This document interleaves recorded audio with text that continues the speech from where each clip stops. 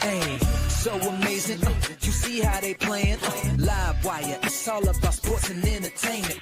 You don't wanna miss it, so official like you never seen. Keep it going till the whistle blowing from the referee.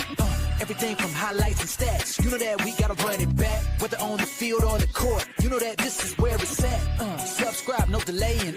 This is Live Wire, sports and entertainment. Let's go.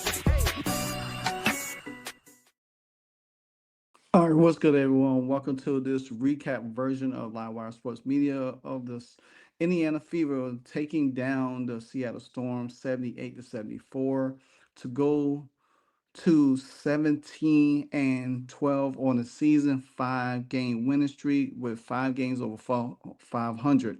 Yes, this game could have been a lot further, but the Indiana Fever, as has been playing some great basketball. I must say they have been playing great.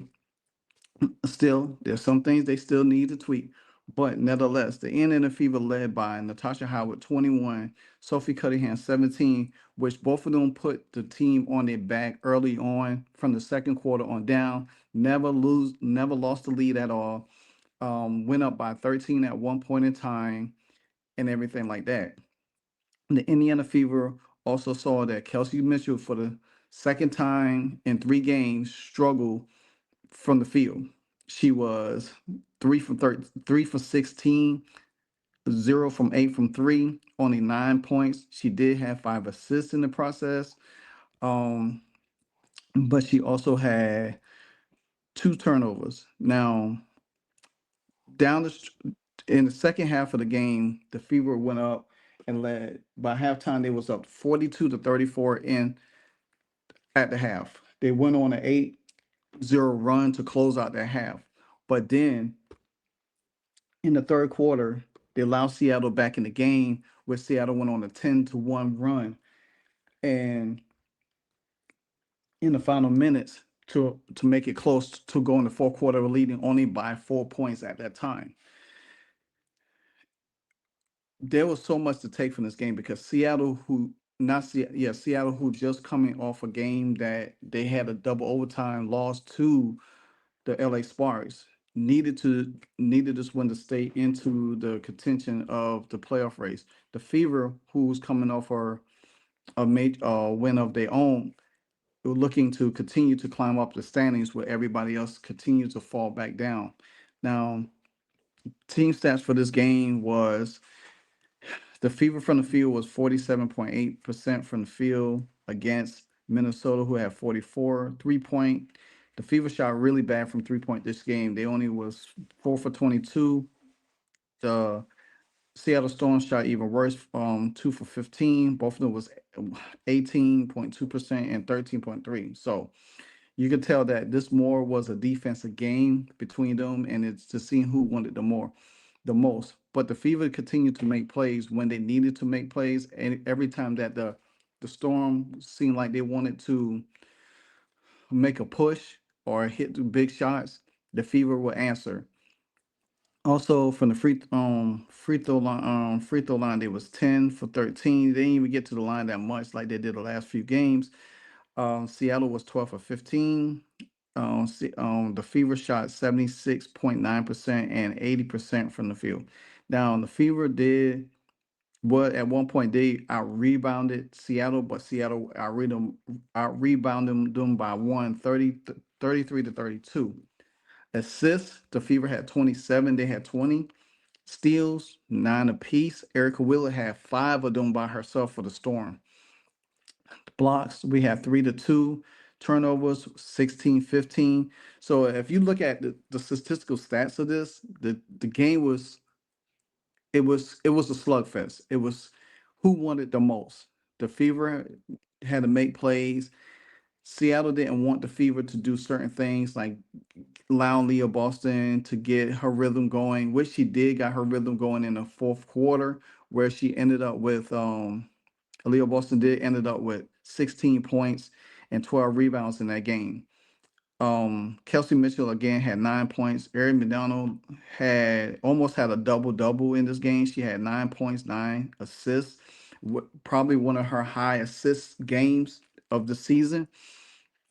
she had three fouls, but she had two turnovers, and two of the turnovers was crucial down the stretch of the game, where it could have easily turned the tide for the Seattle Storm. Now, with that being said,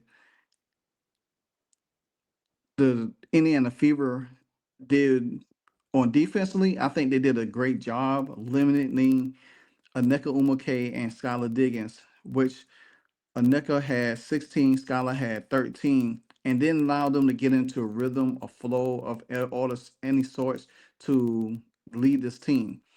Now, the Fever did win by 4, but again, the Fever could have had won at least by 10, 12 points to have a good cushion. Um, Also, with that being said, that during the like I said, the fast break points, the Fever had 15. Also, they had 14. Now, the Fever had more points in the paint than the Seattle Storm, 52 to 46. And that's a lot of points in the paint. That's probably one of their biggest outputs of the season of having points in the paint. Now, they both had accumulated fouls. And the largest lead was 13 for the Fever and 3 for Seattle. And that was in the first quarter for the Seattle Storm. If you go back and look at the by quarter, um, Fever led the first quarter 17-16. They led the second quarter 25-18.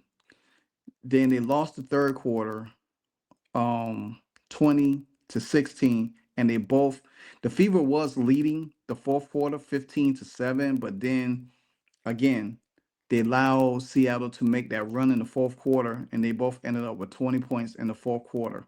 But the Fever still held on to win that game. Like I said, again, hats off to Sophie Cunningham and Natasha Howard, who really put this team on the back. Because Sophie Cunningham, at one point, she was 4 for 4 from the 3-point line. She was perfect from the field of 5 and 5. And like I said, she had 17 points, 5 rebounds, 2 assists, only 2 fouls. So she played 33 minutes in this game.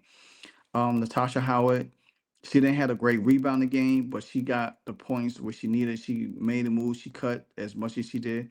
Now she did have 21 points, 5 assists, and 5 rebounds in this game. So that was great production, and she was 10 for 12 from the field. For the Indiana Fever, this marked their fifth time winning 5 straight games. Um, they if you look at it, they beat the Aces